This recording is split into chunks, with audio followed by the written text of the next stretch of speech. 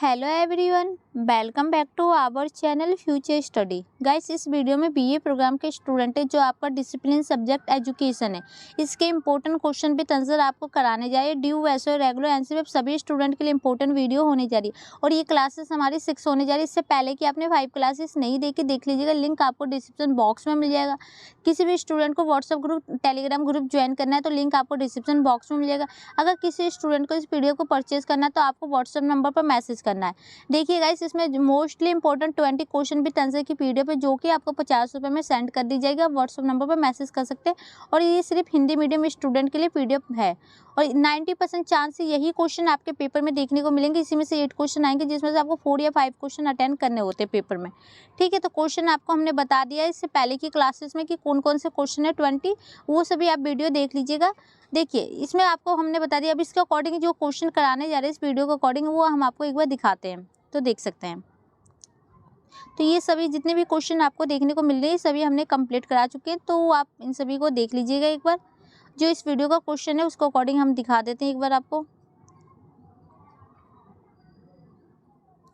तो इससे पहले क्लासेस में हमने आपको question number 8 plus question number 9 का आंसर कराया था। इसमें जो हम क्वेश्चन नंबर आपका लेने जा रहे हैं वो चैप्टर आपके 6 के अकॉर्डिंग हम कराएंगे। तो ये देखिए, क्वेश्चन आपके सामने ये रहा। इस क्वेश्चन का आंसर आपको इस वीडियो में कंप्लीट मिलेगा, चैप्टर 6 से। क्वेश्चन यहाँ देख सकते हैं, भाषा का महत्व, भाषा की विशेषता तथा मित्रभाषा का महत्व का वर्णन कीजिए। क्वेश्चन आपको समझ में आ गया, चलिए आंसर देखते हैं। तो आंसर सबसे पहले देखिए, भाषा का महत्व। हमारे जीवन में भाषा का महत्व है।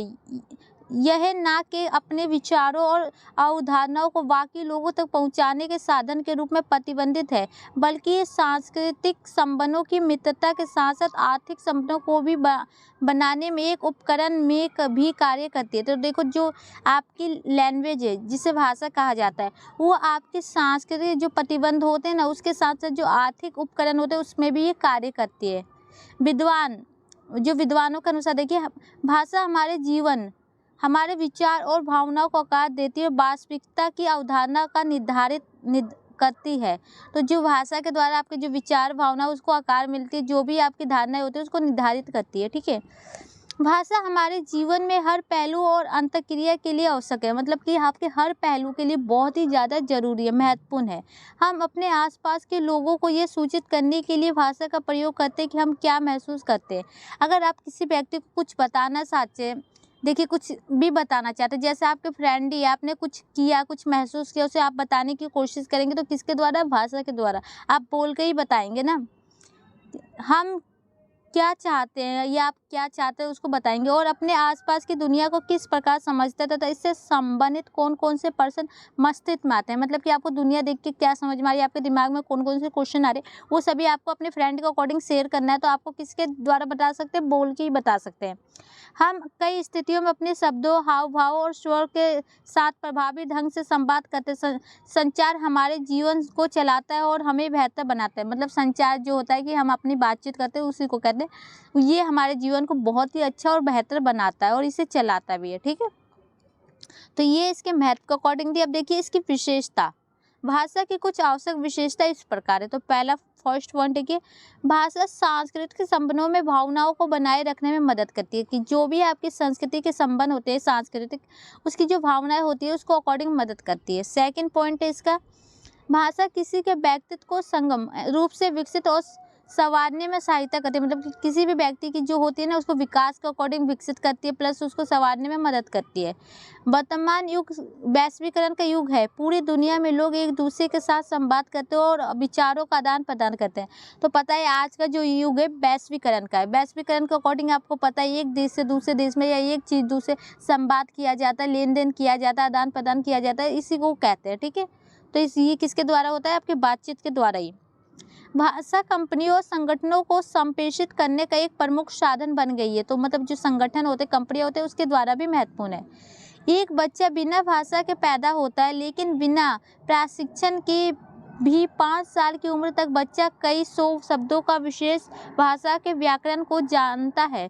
मतलब कि जो एक बच्चा है, पैदा होते हुए कुछ भी नहीं पता होता है, कुछ भी भाषा का ज्ञान नहीं होता है, लेकिन 5 साल होते होते ना उसने विशेष मतलब बहुत सारे शब्दों को, व्याकरण को जान चुका होता है। 5 साल बच्चे को आप देखेंगे बहुत ही अच्छी तरह से बोलना समझना सब कुछ जान चुका है, शब्दों को मतलब भी समझ चुका है। भाषा सीखने और सीधे तौर पर बच्चों के भावनात्मक और नैतिक विकास से संबंधित है। तो जो भाषा के द्वारा क्या होता है कि जो आपकी भावनाएं होती है, आपके नैतिक विकास होते हैं, इससे संबंध रखती है। और पहले 5 वर्षों के भीतर भाषा सीखना महत्वपूर्ण है। और पहले 5 साल बच्चों के भीतर मतलब 1 से 5 साल के जो बच्चे होते हैं उनके लिए बहुत ही ज़्यादा महत्वपूर्ण होती है इसकी भूमिका। तो ये थी इसकी विशेषता। अब देखिए आपका नेक्स्ट पॉइंट बन रहा है। इसके आगे आपका नेक्स्ट पॉइंट है मातृभाषा का महत्व बताइए। तो देखिए एक व्यक्ति के लिए उसकी मातृभाषा भाषा रूप में आशीर्वाद है, मतलब आशीर्वाद को अकॉर्डिंग देखा जाता है। यह उनकी शिक्षा में केवल एक समय तक विषय नहीं है, बल्कि यह उनके जीवन के हर पहलू में पाया जाता है। मतलब कि आपके कहा जा रहा है कि एक पढ़ाई के अकॉर्डिंग, शिक्षा के अकॉर्डिंग नहीं है ये विषय, आपके हर जीवन के हर पहलू में इसका प्रयोग किया जाता है, देखा जाता है।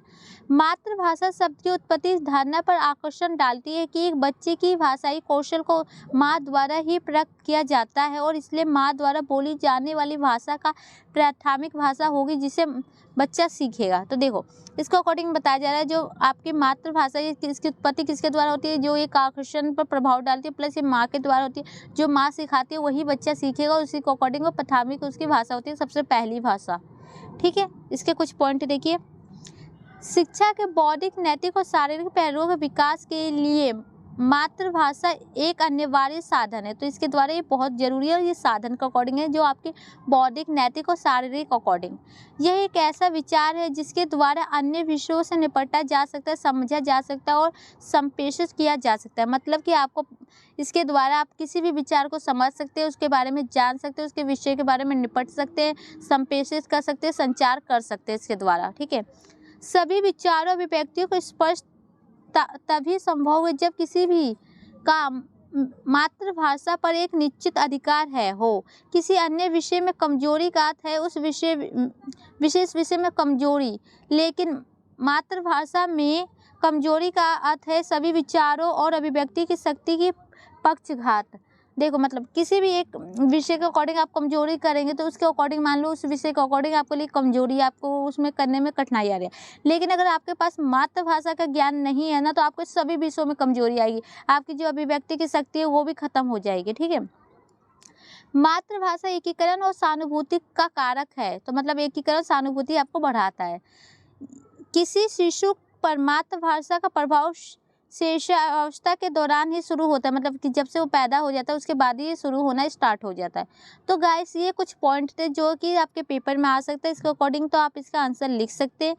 तो वीडियो अच्छी लगे तो लाइक शेयर कीजिएगा एंड बाकी के क्वेश्चन आपके बच चुके हैं। अगर आपको इस PDF को परचेज करना है तो कर सकते हैं। ठीक है, व्हाट्सएप नंबर पर मैसेज करके। तो वीडियो को शेयर कीजिए। Thank you.